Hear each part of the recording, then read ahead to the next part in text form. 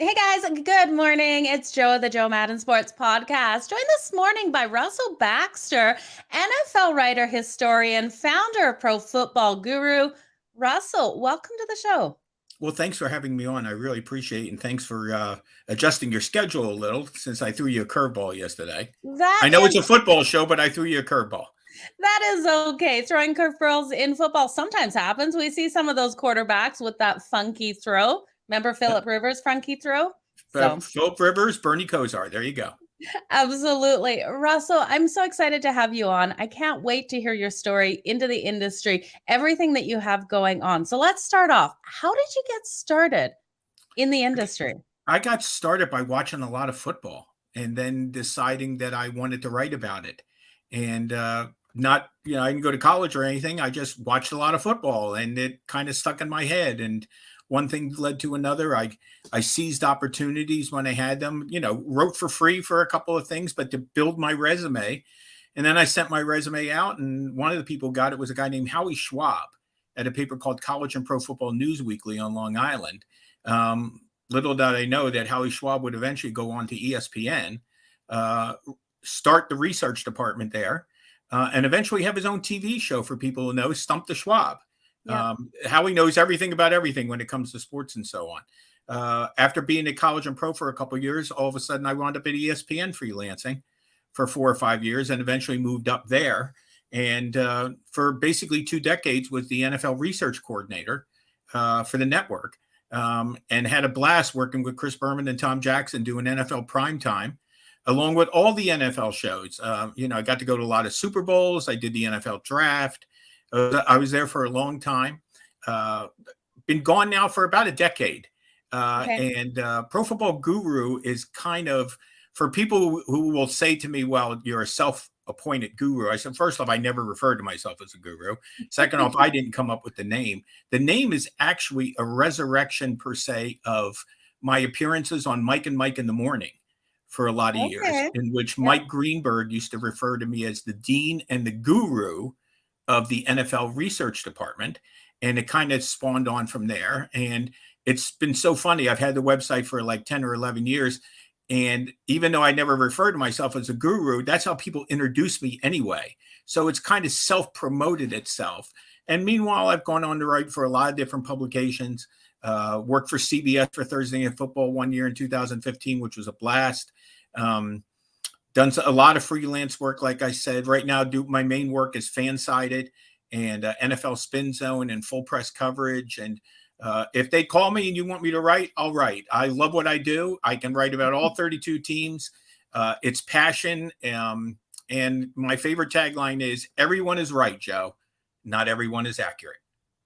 I love that. I've never heard anyone say that before. That is so That's spot my on. kind of my mantra. One of Yeah. my boss at ESPN really got a kick out of that, and I have that on my Facebook page and my LinkedIn page. So everyone is right. Everyone's entitled to their opinion.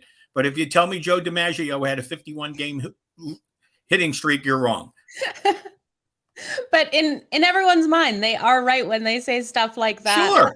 Absolutely. I like Absolutely. that. That is great. Everybody's entitled to their opinion. They Yeah. are certainly entitled to that. And then you can look at them when they give their opinion, and guess what? You're entitled to your opinion too. And that's what makes for good talk, good sports talk, not sports yelling, Absolutely. sports talking. Now, I've read some of your articles. You write beautifully. Were you always a strong writer? Because you said you didn't go to college for it. Was it always a strength growing up? It was, and I didn't know it. Okay. But my mother did, and she was the one who They pushed always know me. best. Yeah, she was the one who pushed me. She thought I would be a writer. And Okay. eventually, when I'm done with doing what I'm doing, and I'm 62 years old, which means I'm only halfway through life. So it's funny. I do sports, but the first Yeah. book I will ever write will be about my mother. Oh, and that leads me to my next question. I was going to ask you, who was the most influential person in your life and why? And is it your mom? Well, my mom and my mother and my father, to be honest Okay. with you, it was kind of like the good cop, bad cop type of thing, but in a good way. I Who was the remember, bad cop? huh? Who was the Well, bad cop? Who was the good? the bad cop is probably the wrong way to say it, Yeah. because my mother was very idealistic. My father was very realistic. How's that? Okay, I like it. Okay. So in other words, when I was part of a show that won an Emmy, and I was part of a show that won 5 Emmys, 2 different Yeah. shows and so on when I was at ESPN, okay? And my mother said, "Congratulations." My father said, "Did you get a raise?" Okay? My father wanted to make sure I took care of the essentials. Yeah. My mother enjoyed watching me live this dream job. Okay? So it's not, Yeah. I guess it's not really good cop, bad cop. I No, guess it's real and unreal. How's that? I'll have to start something absolutely. new. But Real and having unreal. that kind of balance and having, my mother encouraging me and my father keeping me in check and saying, "Remember, if you want to make a living out of this, you know, you got to be very, very determined and so on." Yeah. So having both sides and being that balance was very, very important and helped me out a lot as I was growing up, even though I still haven't grown up. So Well, none of us really do no, grow up, that is for no. sure. Okay, I love that story. I love hearing about your parents and how zing and zang kind of they were, but totally meshed together perfectly to give you the support you needed. Um, was there ever a moment where, when you started in this industry, that you thought you would never be at the point you are at today, or did you always dream big and have the vision? Oh, I think there were a lot of times, I mean, when you write and you write as much as I did, and some of it you did it strictly for resume. Okay, you didn't. Yeah, I wrote for a publication for a couple of years, but it was to cut my teeth. That was my college, yeah, in essence. That doing that and having myself in print was my college. I'll tell you an interesting story, and it comes full circle in Canton, Ohio this year.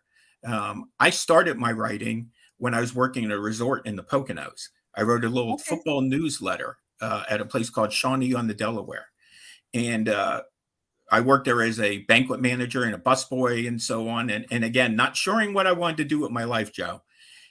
So one day we were there and we had the Special Olympics in, okay, who were there for the resort and they were going to have their games there and so on. And one of the people there who was there to support the Pennsylvania Special Olympics was Dick Vermeil, who had just recently retired from the Eagles as yeah, head coach.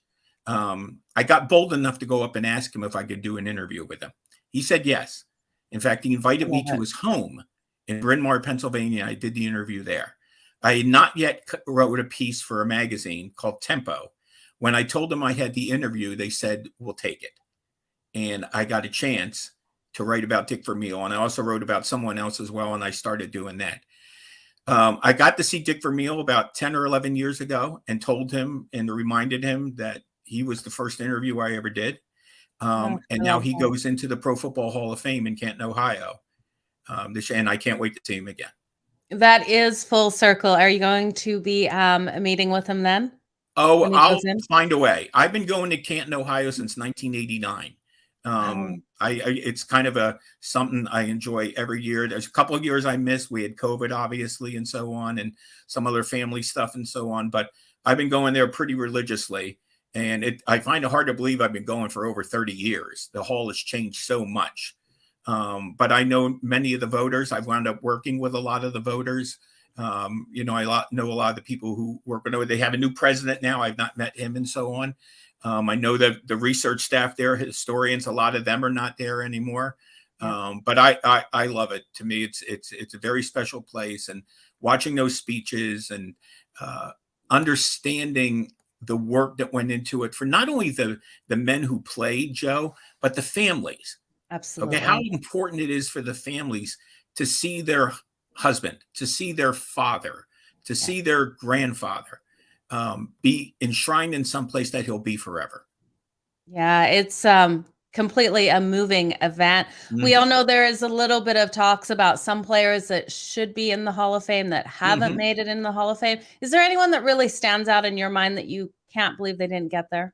Well, I put together a list for FanSided that I do and so on, and the voting committee, they're changing the rules every year, trying to get some of the older players in Yeah. and so on. My guy who I had number one on my list for a number of years is actually going in this year, Oh, and that's Cliff fantastic. Branch, the Raiders wide receiver. Yeah, he And deserves I to be was there.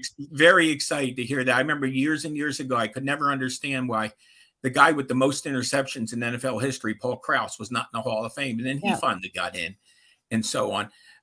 As far as more the modern day guys, I mean, I haven't redone my list yet, but guys like L.C. Greenwood from the Steelers, Zach Thomas from the Miami Dolphins, probably more recently, Jared Allen. He's kind of a more recent guy who I think of, and I think eventually all these guys will get in and so on. But there's such a backload going back years and years and years and years, and the seniors committee is kind of expanding now, and so on. And I worked with guys who waited.